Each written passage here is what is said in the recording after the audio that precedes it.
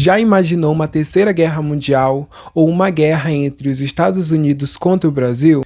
Infelizmente, é essa realidade que assolou o imaginário popular nessas últimas semanas. Neste vídeo, vou te falar quais são os impactos mentais de uma guerra e como se preparar para o que está por vir. Eu me chamo Wesley Gabriel, além de escritor e artista, também sou estudante de psicologia.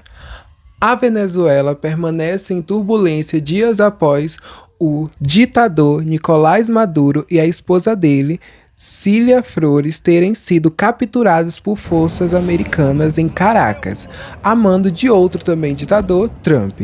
Ele e sua esposa foram levados ao Tribunal de Nova York para responderem às acusações de tráfico de drogas e porte de armas, o que gera um clima mundial de tensão, principalmente nos países latinos, devido à constante ameaça e o interesse dos Estados Unidos em fortalecer o dólar, controlar o mercado financeiro mundial e demonstrar poder global a partir de recursos minerais de terras infinitas que ele pensa em extrair.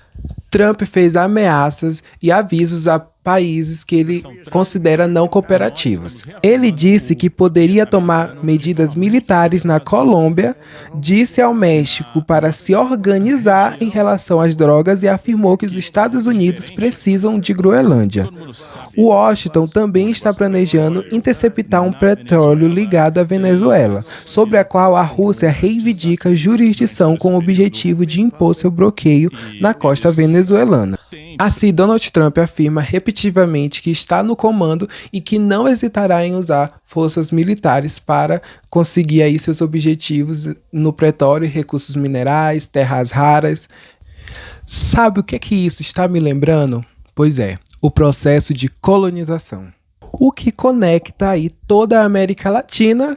E adivinha, o Brasil vai se encaixar justamente aí. Porque com um ataque desses feito em um território tão próximo ao nosso país, é claro que tem aquele temor, né? Será que vem uma guerra? Como nos proteger? O que vai acontecer? E esse receio de repetir a mesma história. No final, o ouro não voltou para o Brasil, assim como o petróleo não vai fortalecer a Venezuela, mas sim enriquecer mais os Estados Unidos. Eles terão paz, justiça, vocês terão acesso a algumas das riquezas que haviam sido roubadas de vocês, mas terão paz, terão segurança, terão justiça, terão um país de verdade e potencialmente um grande país. Se nós voltarmos 20 anos ao passado, talvez mais tempo atrás, era um excelente país. E foi destruído. E assim a gente consegue adentrar nesse aspecto tão fundamental e como esse processo de colonização influencia nossa mente nos dias atuais. O artigo ele vai reforçar o seguinte: muitas vezes a gente aprende aqui no Brasil de que é um processo de colonização ou que o Brasil surgiu de um processo de mistura entre brancos, negros e indígenas. Porém, o texto ele vai contestar isso. Na verdade, ele vai dizer que esse processo da Constituição brasileira, da gente como povo, vem da perda e não da união. Ou seja, para se tornar brasileiro, o indivíduo teve que deixar de ser o que era originalmente. O brasileiro resultante desse processo é alguém que deixou as suas raízes. A gente vai entrar em 3 indivíduos. O indivíduo desindigenizado. O indígena ele foi forçado a abandonar sua cultura para fazer parte da sociedade. O indivíduo desafricanizado, o africano escravizado, teve sua identidade, religião e língua reprimida. E aí também entra o não europeu, porque esse brasileiro nunca vai ser considerado europeu. Ele ficará em um limbo. E aí a gente entra em um conceito fundamental trazido no artigo, que é um termo cunhado por Darcy Ribeiro, que é a niguindade. O brasileiro nasce como um ninguém. Ele nem pertence mais às culturas originárias, como a africana ou a indígena, mas também não é considerado da cultura dominante, que seria os europeus. Essa falta de base sólida gera uma angústia identitária. Ele nasce como um ninguém e passa a vida toda tentando ser alguém, geralmente tentando copiar a classe colonizadora. A expressão sugere que a colonização destruiu o terreno cultural fértil que existia para implantar um sistema de exploração.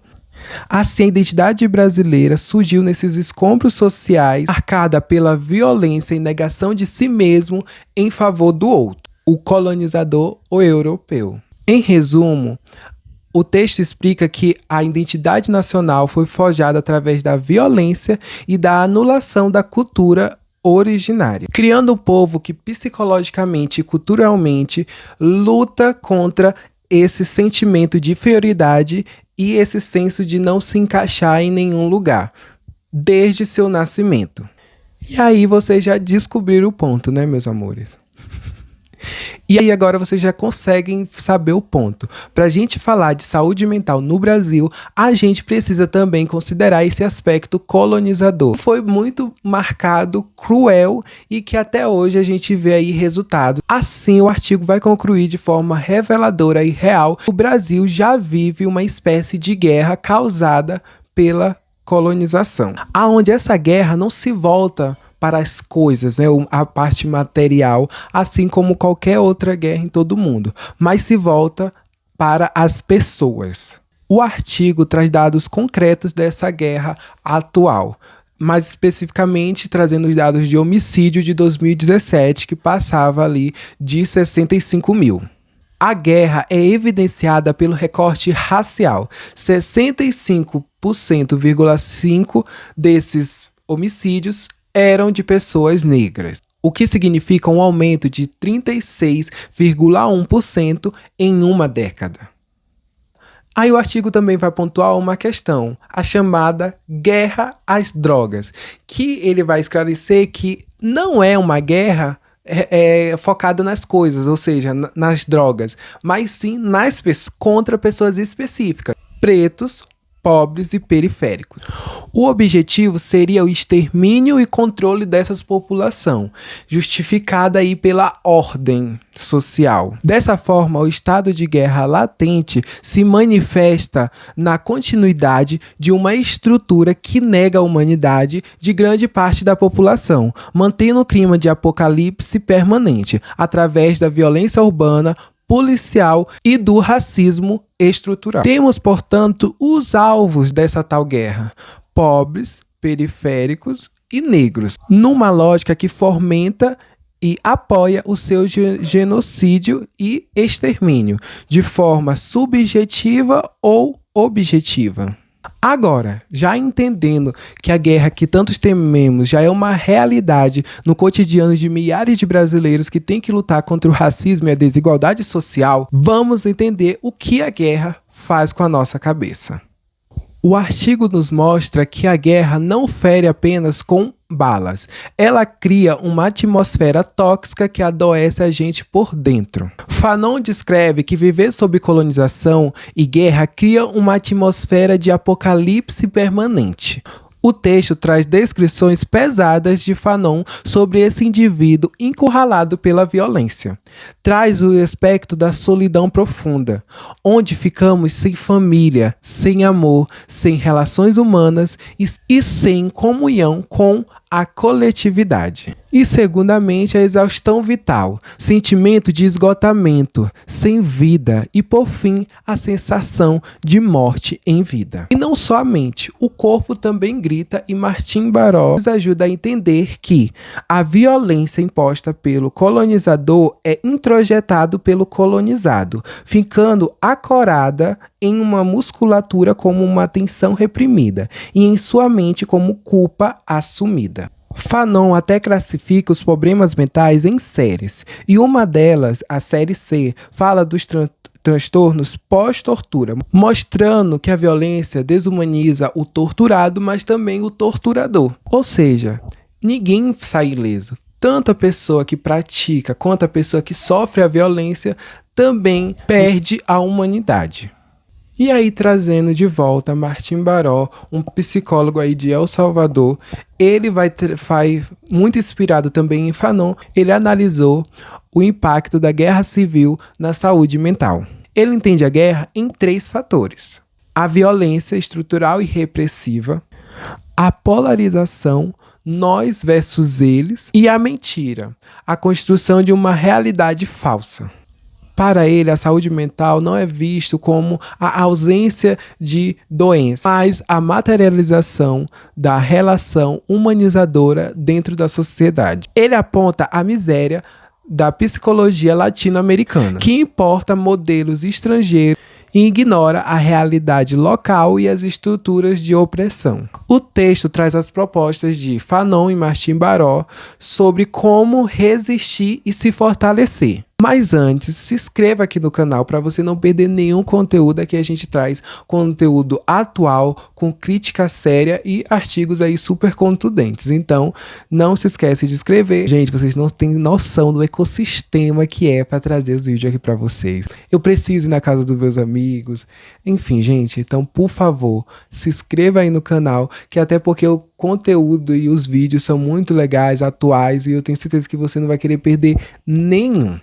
Por fim, ele vai dizer que uma construção de uma sociedade mais justa, sem guerra, que a gente consiga viver em sociedade em uma relação muito mais humanizadora, não é um dever apenas da política, ou um dever não, mas um problema político e econômico somente, mas também um problema da saúde mental. Trazendo aí 3 ações para a psicologia, né, para futuros psicólogos fazerem, mas que aqui vocês também podem se beneficiar, porque eu já estou aqui começando aí, trazendo para vocês informação técnica, ampliando aí a visão de vocês, mas vocês também podem compartilhar para outras pessoas esse conhecimento, compartilhar crítica e ter essa visão muito mais humanizadora, mais da comunidade, da coletividade. O primeiro é recuperar a memória histórica, ou seja, saber da onde que a gente veio, quais são os nossos povos originários. Como eu falei lá no início, a gente vem aí tem gente que vem, a gente tem uma ancestralidade muito rica, de muitos lugares diferentes.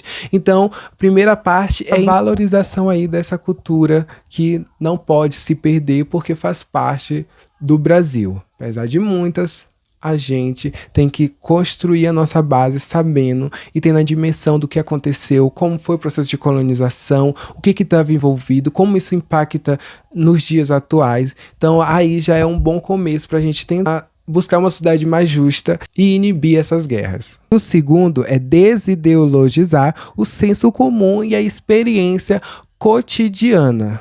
Ou seja, a gente ter essa visão mais crítica, a gente tentar entender o que há por trás dessas ideologias novas que vão surgindo, o como é a construção da sociedade atual a partir do que aconteceu, a partir do que as movimentações atuais. Então é isso, entender sobre política, entender sobre economia e entender essas relações aí frágeis entre opressor, colonizado. E terceiro, potencializar as virtudes das maiorias populares.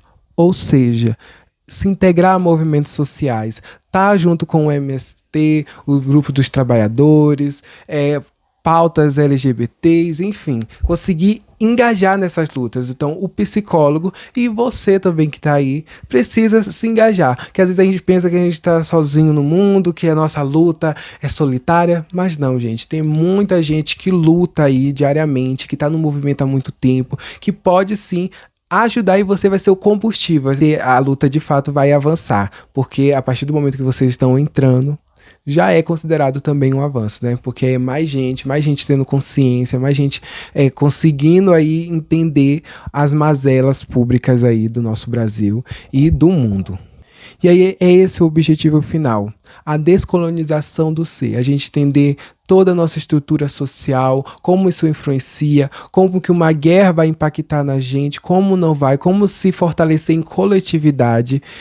E aí como eu quero que você saia, mas saia bem, aqui com vocês o Saia Motivado. Isso mesmo. Vocês aí que chegaram até aqui, você é agraciado por um conselho, por uma dissertação, por uma opinião, enfim, a cada final de vídeo. No caso, esse aqui eu tô explicando aí um pouquinho sobre o que vai ser, porque é o primeiro, mas nos outros vai ser só fui lá e joguei, tá entendendo? Enfim, desse vídeo aqui para você sair bem, eu quero dar principal, né? Até para conectar aí com o vídeo que a gente já falou de coletividade, colonização, entender processos. Eu quero que você saia daqui entendendo que você não é um indivíduo anormal. Eu vou ter que usar essas palavras que podem gerar gatilhos, né? Mas enfim, gente, essa é a verdade mesmo. Você não é anormal. Ah, mas... E meu Deus, eu sou estranho. Todo mundo é diferente, porque a gente tem personalidade diferente, a gente é construído também pela nossa cultura, personalidade, enfim, vai vários aspectos aí em uma só coisa, porém uma coisa não muda, gente. A gente continua sendo ser humano. Então, sim, você vai encontrar as pessoas que vão sentir a mesma dor. Ah, mesma dor, não. Vocês vão encontrar as pessoas que vão sentir a mesma dor que vocês, que vão sim lutar junto com vocês, que vão estar ali nos momentos mais difíceis, mas também nos melhores momentos. E é isso que vocês têm que cultivar, é isso que vocês têm que ir atrás. O mundo, né, o ano, todo ano vira, né? Vira ano, muda. Mas a decisão de mudança, a decisão de tipo, não, vou sair desse casulo, vou sair, enfim, desse quadrado aqui, dessa tela, não vai mudar com o ano. Vai mudar a partir do momento que você entender que, apesar da nossa visão ser assim, ó, reta, o mundo é uma bola. Aí me lembrou, inclusive, aquela música, né? O mundo é uma... Não, peraí, como é mesmo? A menina sofreu de amor e fala que o mundo gira, né? Aí vocês já vão saber porque foi um hit. Enfim, então o conselho desse aí é isso. Saia motivado a mudar de vida, a sair do seu aí, ó, da sua telinha, da sua individualidade, e expandir aí para o mundo, criar novos projetos, se jogar, ter coragem para se mostrar. Gente, eu tô me mostrando aqui, eu tô passando vergonha. Ai, gente, olha, se vocês entendessem a autoestima minha, vocês iam achar muito complexo, mas enfim, vamos lá, que tem aí o próximo vídeo para você ver, tá? Beijo! Meu Deus. Não sei se vai dar tempo de fazer uma artezinha, mas o nome é Saia Motivado. É um momento onde eu vou dar de coach aqui pra vocês, porque eu vi que é uma tendência global os coach, né? Então eu falei, vou perder essa? Jamais.